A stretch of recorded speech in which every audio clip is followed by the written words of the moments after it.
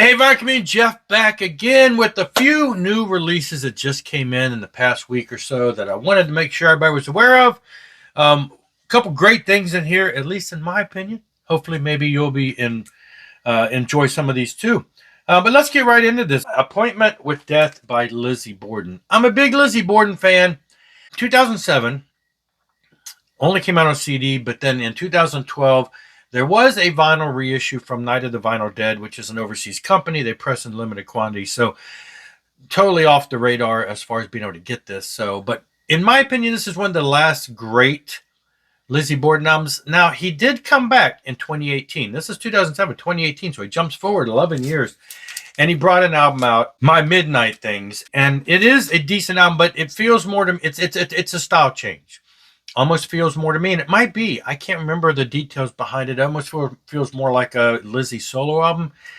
This is the last album, in my opinion, where it's like really that melodic metal feel of the sound. Anyway, so I'm really glad that this is now more readily available on vinyl because I really like this album from back in the day. And Metal Blade has never done a reissue of it. They've reissued the one prior to this, Deal with the Devil, and they've reissued most all the catalog. So I don't know why this one got ignored. You don't want to miss it. It is available on like 2 different colors with interesting stuff. This is, I got the red one. And this is on a Brutal Planet Records limited run vinyl, which means they only printed a couple hundred of them, so you're going to want to act fast to grab these. You can probably find these. Brutal Planet has distribution in various brick and mortar stores sometimes, but you should be able to find this online. I believe it's Boone's Overstock is where I get it from because that's the label, that's the main store that carries the label is associated with. So Boone'sOverstock.com with the new reissue of a Lizzy Borden classic. Like I said, one of the I think there's a couple in his catalog I don't have on vinyl, but I've been a big fan since the Give 'Em the Axe. Up next, one that just dropped last week is a new Demon Hunter album. I pre-ordered it, and There Was a Light Here, and that's the name of it. There Was a Light Here, and I got the green version, and there's a couple different colors, and I picked the green one, and there are some various variants there. It dropped last week, and the vinyl came in a couple days later. Great stuff. I'm a big Demon Hunter fan. Been picking up all their stuff.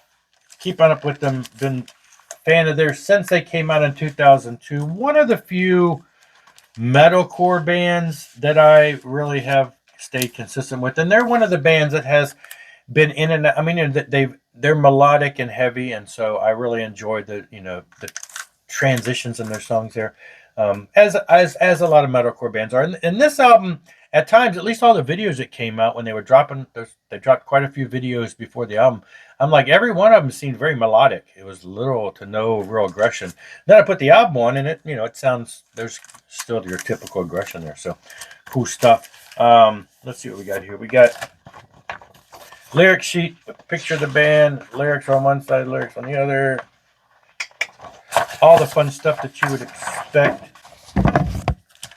They're very graphical. They take their, you can see they got their character, their demon head, goat head, bullet hole thing, and they do different variants of it on every cover. This one is kind of bones with fire, and then they've got like on the actual album covers, there's like different versions of that in there. So it's always cool how they do that. I'll say I'm going to gripe a little bit. The only thing I don't like about this, and this is probably just me getting old, but I'm like looking at this album and I'm just thinking, what album side is this? I hate when they get all obscure with where's side A, where's side B, where's C, where's D. And I call this just a design faux pas. And you might, it required bright light to see, but down at the very bottom of the album, black background with green print is the song titles and the side. Now you can see the top line is white, but the bottom line is green on black. Okay, I don't know who the designer was, but green on black, not very legible.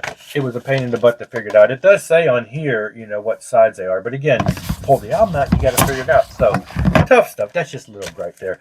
Great album, though. Great album. Check it out if you're into metalcore at all. And then up next is the vinyl issue of Vipers and Shadows by Bride. Now, Bride self-released their album a couple months ago, and then they were picked up for a vinyl reissue by Retroactive Records. Now, this is the first time they've come around. They hit us with a double record, a double CD. And so they put it out on vinyl as a double record set, which is the first time Bride's ever done a double record set. And I was impressed that Retroactive did the vinyl, because that's a big haul to jump on board with, hitting a double record. That's a lot of songs, a lot of things. It came with a flat that's signed by the two brothers, Dale and Troy Thompson. That came inside, I assume, the majority of the releases. And then each disc is, one's blue, and the other is, I guess, orange-ish, reddish orange. Anyway, so yeah, new music from Bride came out a couple months ago, so I have had the CD, and I'm now the proud owner of the vinyl, which is cool to have. Cool to see them back and everything. So great stuff. 3 great releases that have come in just in the past week or so. So check them out. All available. The Bride is also on Boone's Overstock, because Retroactive is another brand that is covered by that site. Boone'sOverstock.com. Great stuff. That's it for this one, though. Thanks a lot for watching. See you later. Rock on and rock hard.